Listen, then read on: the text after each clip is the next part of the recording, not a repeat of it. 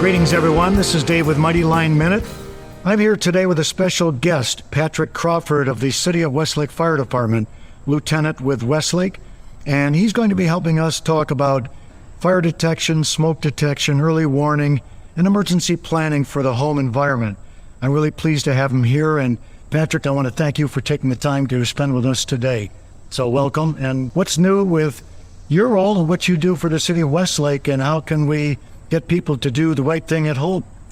Well, thanks for having me, Dave. I appreciate the opportunity to talk to you and your audience. There's a saying that goes, an ounce of prevention is worth a pound of cure. So obviously we're very reactive in responding to emergencies, but it's important to be proactive as well and have the citizens of our city plan for emergencies and have early detection and warning devices and things like that.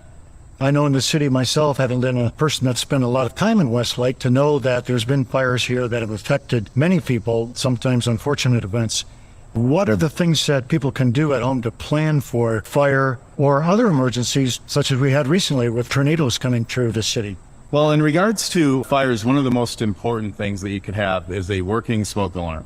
So, for example, I have some smoke alarms here that we actually provide to citizens that would otherwise maybe potentially have difficulty affording them, like an elderly individual on a fixed income or something like that. But according to statistics, you are 55% less likely to die in a home structure fire if there's a working smoke alarm present. So having a working smoke alarm in sufficient numbers, properly installed, that's really important. So some of the things that you'd want to look for is, there's two different types. There's photoelectric and there's ionization, and they work a little bit differently.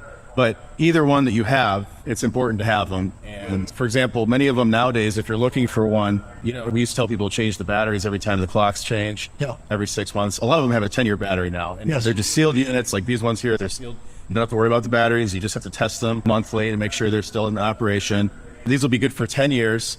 Another thing that you want to look for is to make sure that they are certified by a recognized testing agency. Like these ones on the back, as these have been tested by Intertech, or Underwriter Laboratories is another one that you see a lot of. Right. So yeah, working smoke alarms, very important to reduce fatalities and to alert occupants and wake them up or get them out of the structure. So that's the most important thing you can do, is have a working smoke alarms. I've noticed that you brought up intentionally the 10-year life. I'm glad to hear that, because from my personal experience, those 9-volt batteries, especially with power outages and that sort of thing, you can fail a battery pretty quickly. They begin chirping. Oftentimes people just connect the battery, pull the battery out, and they don't have it connected, whereas the 10-year, you've got a much longer life. And some of these homes don't have the fully wired detectors either. So is that principally the case? Most people, unless you have a new home? Yeah, so it seems like most newer construction homes are beginning more and more to be equipped with the hardwired and interconnected alarms, which those are great. The interconnected alarms are great because with these single station alarms that are operated by battery, if one goes off in my basement and I'm upstairs in the second floor sleeping, I might not hear it. The interconnected alarms, when one alarms, the rest of them in the home will alarm. Sure. And a lot of newer construction homes come with those. My home was built prior to that. Sure. But I was able to get wireless interconnected alarms. So they work wirelessly. They still take a battery. They're not hardwired into the home's electrical system, but when one goes off, it sends a signal to the others and they all alarm. So what about carbon monoxide? Is it best to have an integrated CO with annunciation with CO, or carbon monoxide and or fire, or can you have separate CO detection, or does it really matter as long as you've got it? Yeah, I can't endorse a particular product, but I would say that if you had one, whether it's a dual unit or it's a standalone unit, it's just good to have one, especially in living areas of the home, like places you'd be sleeping. So they do make the multi-purpose units, and I do have some of those in my own home, but it doesn't mean you have to go replace all of your smoke alarms. If your smoke alarms don't have that feature, you can go to the store and get just a standalone carbon monoxide detector. Now, the caveat with those is, most CO detectors are only good for 7 years, where smoke alarms are good typically for 10 years. So if it was a dual unit, smoke and CO, you'd have to replace it probably at 7 years, where a smoke alarm would be good for 10. Okay, that's good advice. Yeah. What about planning with children? What can families do to educate their children as to what to do? Do you have any way to educate those folks? Yeah, so one thing that's big with children, I know when I was a kid, I was afraid to sleep with the door closed. Yeah, but it's important to sleep with the door closed. There's I believe it was UL and went in with NFPA and they did those tests and they found that you can significantly decrease the amount of fire spread if you just close the door. Even just a hollow core door can limit fire spread for many minutes. So it's important for all family members to sleep with the door closed. Again, like I said, make sure they have those working smoke alarms so that if something does happen, they know, and to always know 2 ways out. So have 2 escape routes.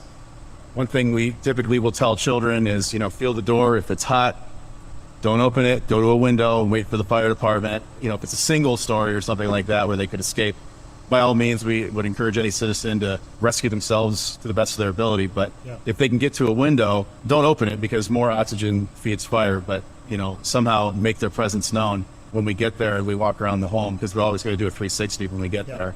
If we see somebody in a window, we can real quick grab a ladder, throw it up, and get them out. So I'm probably one of the few guys that put in one of those chain ladders out of the kids' bedrooms, and they always remember that when I built the house, I put a header in there that you could actually lag bolt it into the inside of the room and then throw it out the window. Wasn't too bad for the older kids, but for the younger one to go down that was a little concerning. But not everyone takes that effort to go that far with their emergency escape. I think that's also a consideration for those who are able. Yeah, it's funny. That sounds like something I would do. My mother-in-law and my family members, they joke, and even my kids call me Mr. Safety Man because I'm always concerned with, even when we go on vacation, do we know how to get out of the hotel room? Do we know where the exits are? If we stay at an Airbnb, I'm making sure the smoke alarms work before we go to bed at night. Absolutely. So, that sounds like something I would do. And I think when my daughters get a little bit older, I've considered getting them one of those ladders that you can throw out the window. Yeah. Well, good advice here. So I mentioned that we had some high winds recently. A lot of people lost power. Is there anything that we can add to the smoke detection and fire detection and egress to the list of be prepared items that you might make some comment about? You've had some great experience recently. Yeah, August 6th, I believe it was, 2 confirmed tornadoes that went either very near our area or into our city. And 3 others in Cleveland. Right, there were multiple tornadic events throughout the region. Like I said, 2 of them impacting us directly. It was the busiest day in our department's history. We responded to over 130 calls for service. We're not a huge department. We're staffed with 10 guys on duty 24 hours a day. So 130 calls for service for trees down, power lines down, people trapped in cars by power lines that had fallen. And did they do the right thing? So if you're not injured, obviously, if there's no imminent life threat, like the vehicle's on fire, then you obviously want to stay in the vehicle until we can confirm that the power's been de-energized before we attempt an evacuation from the vehicle. I think we came through that pretty well from a life safety standpoint. A lot of credit to the fire service and the emergency responders. So thank you for all that you guys do. You've got a really important job and function here in the community, and I'm just really pleased to see that we can feel confident that the right people are on the job here. Thanks. Yeah, we appreciate the support, and to that end, I'll say it was good that we didn't have any significant injuries related to the storm. And even in the days after the storm, when people are dealing with not having electricity for a long time, you see more generator use, which of course increases hazards of carbon monoxide events, or even fire from spilled fuels and things like that. So fortunately, I can't recall an incident where we had any residents running generators inside their garages or too close to their homes. But of course, after an event like that, if you're going to be using a generator, make sure it's away from the home, at least 20 feet away. Probably got more noise complaints than Right, yeah. You don't want to be overloading the circuits and things like that. So, but yeah, from a preparedness standpoint, it's great to have some fresh water on hand, and just make sure your phone batteries are charged if they can be. Have emergency lighting. A little extra food, maybe food that doesn't need to be refrigerated. Non-perishable food, and like I said, emergency lighting so that we're not using candles for illumination. So, Patrick, I really appreciate the opportunity to take time with us today to educate our listeners on the value of fire and life safety and what you can do to help manage any risks that you do have in the home environment. And at some point in the future, we might talk more about industrial safety in commercial buildings. So that's a unique risk, and having seen what can happen in those large occupancies, that will be a story for another day. But again, thank you for what you do. Have yourself a safe day. And the truck has stayed here the whole time we're here, so that's good news.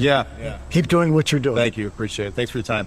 All right. Thank you, everyone, and we'll see you on another Mighty Line Minute. Take care.